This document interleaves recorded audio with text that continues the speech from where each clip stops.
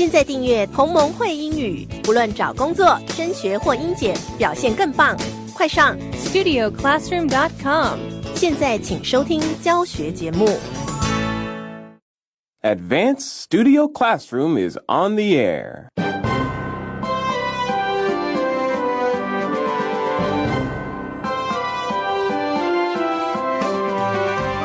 Dangling from a balloon at the very edges of heaven. Today on Advanced.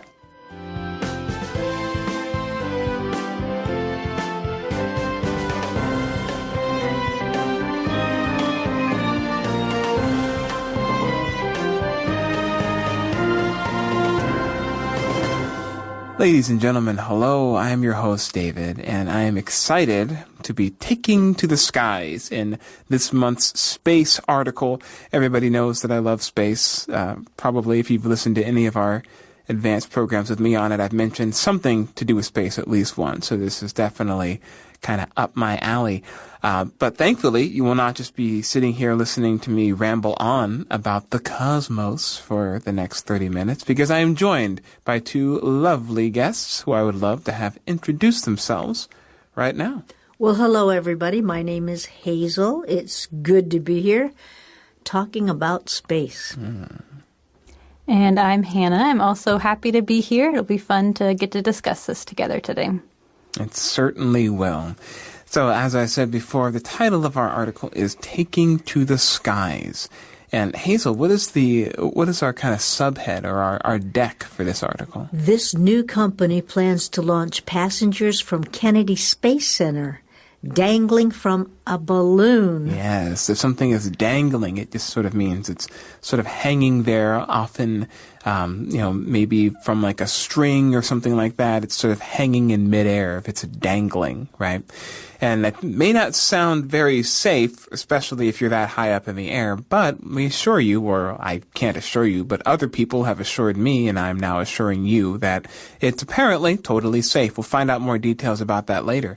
Before we get into it, though, I would like to ask my two panelists here if we're going to be talking about an experience that it's partly marketed as something that will really expand the way that you see the world. So I want to ask you guys, have you ever had an experience that has really expanded your perspective in some way? Well, or an adventure. Adventure, yeah. I think one of my biggest adventures was when I went with a group and we climbed Jade Mountain. And it was not the climb that bothered me as much, although I was surprised that after about 10 steps with a big heavy backpack, I thought, I can't go any further. How can I climb a mountain? Yeah. But anyway, it worked out. I kept going. But it was scary. I'm not real good with heights. And there are places where you just feel like you're dangling, and if you made a misstep, you would be gone. And so that was an adventure for me. I don't usually do extreme things. I'm glad I did it, but I don't think I'd be doing it again. Wow, that sounds very exciting. Yes. Wow. How about you, Hannah? Yeah, I also thought about something that changes your perspective literally. So I remember my very first airplane ride. As a kid growing up, I just used to imagine flying. I would look out the window and pretend I was a hawk gliding through the air or something like that. So my first airplane ride was in a little 4-seater plane just above the Indiana countryside. And I remember looking down and seeing the earth getting smaller and seeing all these little patchwork squares, because there's fields out there and they're all squares. And it was just such a strange feeling of I'm up here and life is still going on down there. I'll never forget it. Ah, that's so cool. And your description of that almost made me think of, just like Amelia Earhart for some reason came in my head. She's a very famous female pilot. I feel like Hannah kind of looks like Amelia Earhart. But the problem is I don't really remember what Amelia Earhart looks like. I think it's just picturing Hannah in a small plane makes me think of her as Amelia Earhart. You should look her up, actually. Very interesting figure in American history. They never found her. Oh, I'll let you look up the story for yourself. For myself, actually, with an answer to this question, I think there are a couple things that I could say. One, really stands out is I went to the Grand Canyon in the U.S. Me and two of my friends, we went on a road trip across the entire United States. It took us about 3.5 or 4 weeks. I'm never quite clear on how long because time just passes differently when you're on a trip like that, you know. It felt like it could have been a whole lifetime, but it was in reality just about a little under a month. And we went to the Grand Canyon as one of our stops. We camped there overnight. And I remember we were hiking down into the Grand Canyon. They're tour guides or kind of guides, hiking guides that take groups of people on this hike down into the canyon or down part of it because it takes a really long time to get way down to the bottom. So we were just planning on going maybe halfway down and then coming back up, and even that would take most of the day. And while we were on our way down, the skies began to darken. You know, we're seeing these big billowing clouds. We can see them stretching across the sky for miles that are beginning to build up and stack up on each other. And it's very ominous and very dark. And then we hear the thunder, right? Now, mind you, we're already down, partially into the canyon. So the sound of the thunder as it, shoots down from heaven and bounces back and forth on those rock walls. It really makes everything sound and feel even more grand, And then the rains begin, you know what I mean? And then we're seeing lightning, like striking down from the cloud, and you can see for a long way when you're down there. So you're seeing the lightning coming down, striking against rocks, you know what I mean, and sending this terrible crashing sound shooting through the canyon. And one of my buddies was also feeling sick because we had been traveling for a while then, and he was really cold. He didn't bring a jacket. He was shivering. Everything was so, it was really it's kind of a frightening experience. And I think in terms of how did it change my perspective, well, it just made us feel very small, very much at the mercy of nature. We had to find there was this little kind of rest house that we were able to find some rest in and wait until the storm died down, and then we just went back up. We never got to finish the hike. But it just gave us perspective as to how fragile, how small we are, in this world, and how much we are at the mercy of nature in some ways. So it just kind of, I guess certainly gave us some perspective. But it was a really great trip. And it was still beautiful. Grand Canyon is still absolutely beautiful. I recommend going there if you ever happen to be in the U.S. But what we're going to be talking about today is far above the canyon, far above the peaks of Jade Mountain, even higher than Hannah was in her 4-seater plane. You said it was a 4-seater? Mm-hmm. Oh, that's wild. We're going to be going up to the very edges of the sky, right near the doorways of open space, in a balloon. It's going to be really interesting to talk about this with you guys, so we'll get right into it. We're going to start off by just reading this little paragraph on the left-hand side of page 12, and we'll talk a little bit about the project that some of the people involved in this space project were involved in before they decided to come up with this idea of sending people to space in a balloon. You'll see what I'm talking about. Let's hop into the first reading now.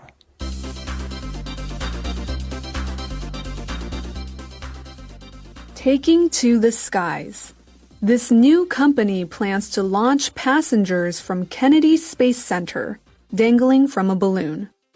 A pair of self-described serial entrepreneurs, best known for living 2 years sealed inside Biosphere 2, are attempting to start a new human spaceflight company that, instead of launching rockets, will lift civilian passengers into the sky tethered to a high-performance balloon. All right, we are introduced to our characters first here right at the beginning of the article. Who are our two main characters in this article, Hazel? We have Tabor, and Jane. Okay. And they are husband and wife, it turns out. But they are self-described. They say about themselves that they are serial entrepreneurs. So they start businesses or they start new projects, one after the next. That's what a serial person does. They do one thing and then another thing. They continue. That's right. Yeah, you have serial entrepreneurs. You also have serial killers. You hear about those on like crime shows probably. We won't get into that now. That's for another advanced article. But a serial entrepreneur is not someone that starts cereal companies over and over again. Maybe, right? Maybe they start cereal companies. You mean like eating cereal for breakfast? Yes, that's what I'm talking Okay. about, Hazel. That's a different spelling, but it sounds the same. That's right. Yeah, cereal, the kind that you eat is Cereal. Is that right? Yeah. Yeah. So these two serial entrepreneurs are best known for living 2 years sealed inside Biosphere 2. This is kind of an interesting thing. We have a mention of it in our specialized terms as well. Hannah, what can you tell us about Biosphere 2? Right. So the first thing to note is Biosphere 1 is the Earth. So Biosphere 2 is meant to say, okay, we have Biosphere 1, it's the Earth. Yeah. What would it look like if we made an artificial Earth? Yeah. So it was actually this huge, like, kind of terrarium that some scientists built back in the 90s. It was supposed to be this self-contained ecosystem to test if people could survive on Mars or on the moon in a colony. So it was all self-contained. It had all kinds of plants and animals, just lots of resources to try to be contained without any outside help from the Earth.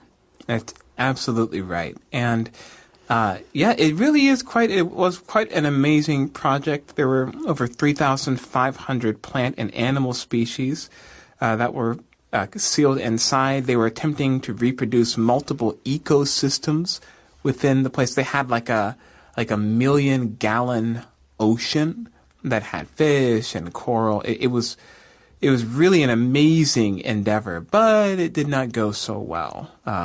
We'll talk a little bit more about that later because we'll mention that in the second day of this article. But thankfully, these people who were involved were not put off by the failure of or just the project not going according to plan, because they've apparently been doing all kinds of other stuff. Isn't that right, Hazel?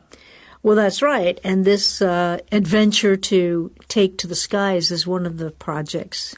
I guess one of their latest projects. Yeah. They're going to be sending civilian passengers into the sky tethered to a high-performance balloon. We're going to hear more about that now, but I wanted to take a moment to clear up this whole Biosphere 2 business. And thank you, Hannah, for noting that Biosphere 1 is the Earth. Because I actually spent a decent amount of time trying to find Biosphere 1. Oh, where's Biosphere 1? Surely there's another project. Oh, when did... No, well, there you go.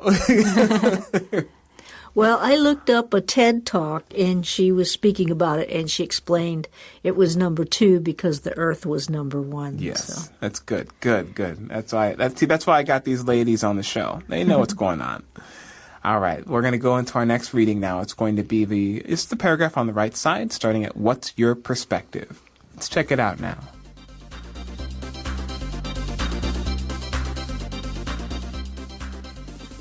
What's your perspective? Space Perspective aims to carry a capsule of 8 passengers at a time, dangling from a 650-foot tall balloon, 100,000 feet above Earth. The balloon and capsule will gently ascend for about 2 hours at 12 miles per hour, floating along for another 2 hours as passengers enjoy refreshments and a view of the Earth below, and then descend back down at 12 miles per hour and splash down in either the Gulf of Mexico or the Atlantic Ocean. The company will base its operations at Kennedy Space Center's launch and landing facility on Merritt Island in Florida, and launch from there. It also will potentially launch from Cecil Spaceport in Jacksonville, Florida.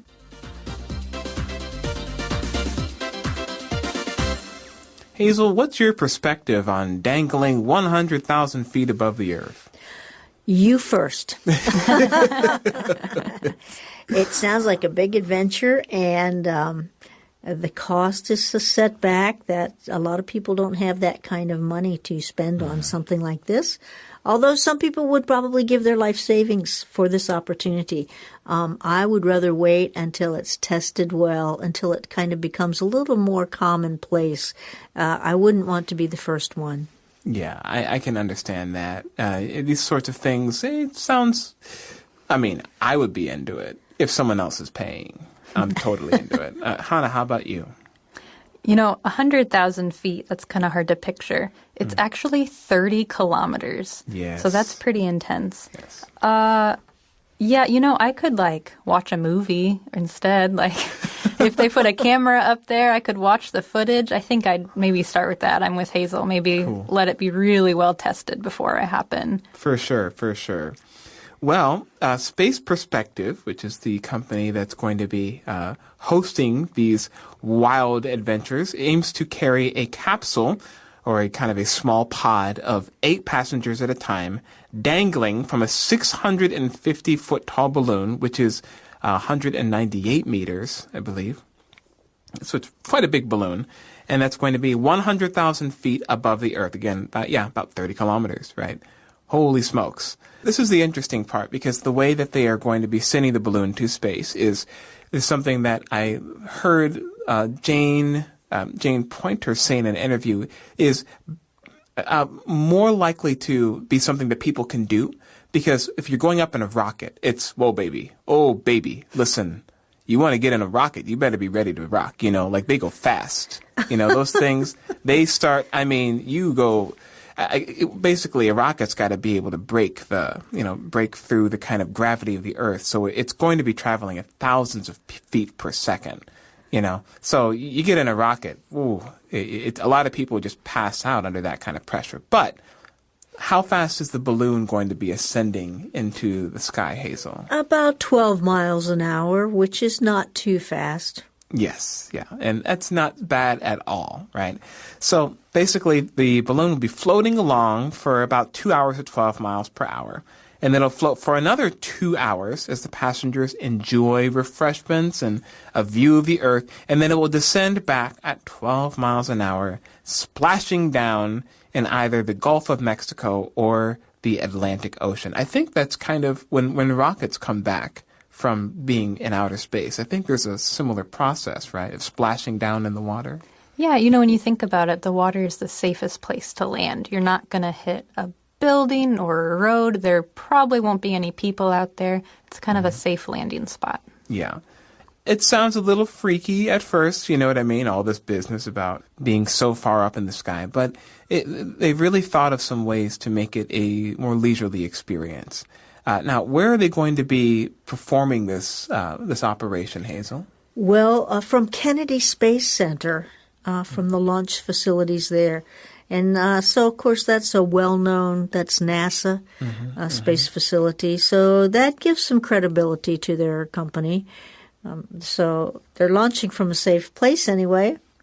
After that, I don't know. Right. And I like here that it will also potentially launch from Cecil Spaceport in Jacksonville, Florida. I just really like that it's called a spaceport. That's really futuristic. Sounds very sci-fi, doesn't it? Like science fiction. Yeah. That's the kind of thing that you would often find in some sort of science fiction novel, like, you're launching your rocket from the spaceport on the moon, and then you're going to go to some other planet, But, hey, it's not sci-fi. We have these things in real life, right here, right now. Well, I hope that maybe Hazel, you were at the beginning, you and Hannah were both like, oh, we'd rather maybe just watch a video. But maybe, hey, 12 miles an hour, not so bad. You're still pretty high up. Still pretty high up. And what goes up must come down. If it comes down at the same speed it goes up, slowly and carefully, that's okay. Yeah, well, that's what they say. But if something goes wrong, it might come down a lot faster. That is very true.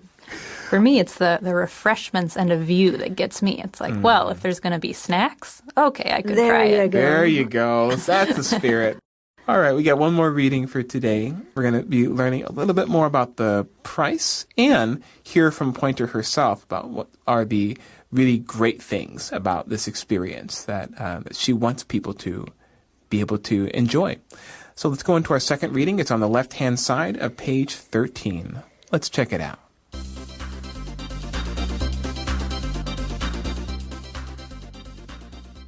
The goal is to make the flights as accessible and affordable to as many people as possible, one day possibly hosting weddings or corporate retreats. Co-founders Jane Pointer and Tabor McCallum, who are married, said they anticipate prices to be around $125,000 for a single ticket. Everybody should be able to see the Earth from space, Pointer said. We want them to really be able to experience what astronauts talk about seeing the Earth in space in that inky blackness of the cosmos, looking down at the curvature of the Earth. But passenger flights are still some time away. Hoping to perform its first test flight in early 2021, Space Perspective joins the ranks of burgeoning companies working to create an industry that can send paying passengers to the edges of space, generally thought to begin about 50 miles off Earth's surface. Space Perspective's balloon will reach about 20 miles.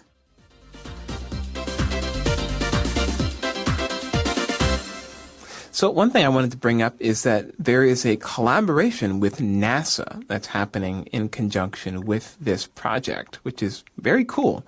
The company has signed a Space Act agreement with the National Aeronautics and Space Administration, which is NASA. And this is from the sidebar at the bottom of the page here. And this Space Act agreement will provide access to test facilities, technical support during launches, weather data, all kinds of different stuff. And all of this is just basically providing opportunities for NASA to use their facilities, use their equipment to do some tests that can be, that could also be conducted in this capsule in conditions that are low or no gravity, right? So it's nice. It's not only something that's good for leisure, relaxation, but it's also something that could help to further our research that we're doing about this, our natural world. Now, what's the goal of Space Perspective, Hannah, as they talk about it here? Yeah, so like we mentioned a little later, there are other companies doing similar things. So the way that Space Perspective tries to distinguish itself, make itself different from those, is to make these flights actually affordable to people, actually accessible to people who don't have a ton of money or aren't trained to be astronauts. So they want to make it available to lots of people, whether they want to get married in space or have a retreat with, close colleagues, something like that. Yeah, and that's a very good point about other companies doing the same thing, because we ran an article a few months ago now about Virgin Galactic, who are also they also have an idea that they're going to be starting, I think they're going to be starting doing their flights with actual passengers pretty soon. If I'm correct on that, someone can fact check me. But basically, they're doing something similar. They're doing civilian flights into space, but they're using this special jet. I forget the name of it, but we ran an article about it. It was really, really quite interesting. Now, the price of a ticket for this one is $125,000, which is not cheap. But it's about, I've heard on some videos I was watching about this, that it's about half the cost of what Virgin Galactic is going to be charging. So affordable here is kind of a relative term, relative to other people, other companies that are sending people into space. And this price is very likely to come down because there are so many different private companies that are getting more and more involved in this sort of boom of space tourism. It's kind of a slow boom, but it's a boom nonetheless. Certainly, we've had more in the last 20 years than we've ever had, probably. Now, what does Pointer say about what this experience could give to people, Hazel? Well, she thinks that everyone should be able to experience this, to be able to see life from space, to be able to see the Earth from space, and you can really experience what the astronauts talk about. It's inky blackness, is how she describes the cosmos. And you look it down and you can see the curvature of the Earth. So those are things we think about. We see the pictures and it's so dark. The sky is so dark, the cosmos. And then you can look down, you can see how the Earth is really round. Just you probably can't see the whole Earth at that, but you can see the horizon of the Earth, and that must be very spectacular. Yeah. Hazel, were any of your older siblings alive at the when the moon landing happened in 1969? Was it? 68? Yeah, we were all alive. You were all alive? Okay. And we still are. Yeah. And and that was pretty amazing. Sure. Yeah. Yeah. Do you have any memories of what it was like seeing that footage for the first time? It's just all black and white, of course, because a lot of people didn't have color TVs at that time, and the shots were. It's just an amazing feat and very patriotic and wonderful. Yeah. Well, basically, Jane Poynter wants everyone to have the experience, the sort of experience that Neil Armstrong and Buzz Aldrin and all those other cool guys had when they were out there in the inky black cosmos. What is cosmos, Hannah? Cosmos just means the universe when you look at it as a whole. Sometimes it's more of a poetic term to refer to just space, all of the universe. Yeah, I love that word, actually. So I love the way that she describes that. The curvature, of course, is just kind of, as Hazel already described, is seeing the roundness of the Earth. In any case, this sounds great, but passenger flights are still some time away. They're hoping to perform their first test flight in early 2021. I don't know. I haven't heard anything lately. Maybe I should check into that. We're in early 2021 now, so keep your eyes out, everybody. Space Perspective wants to join the ranks of all these other companies that we had talked about, like Virgin Galactic and some other companies that are looking to get involved in space tourism. And join the ranks just means to basically join them, to become one of the companies that's doing these interesting space tourism projects. One thing I found very interesting was that they have a number on where the edge of space is. It's generally thought to be about 50 miles off of Earth's surface, and Space Perspective's balloon will take you about halfway there. We're going to come back to this tomorrow. We're going to be back in space talking about the spaceship Neptune, getting more into some of the specifics of the capsule and the way the whole thing will work. But until then, I'm David. Hazel. Hannah. And we're saying blast off. Goodbye, everybody.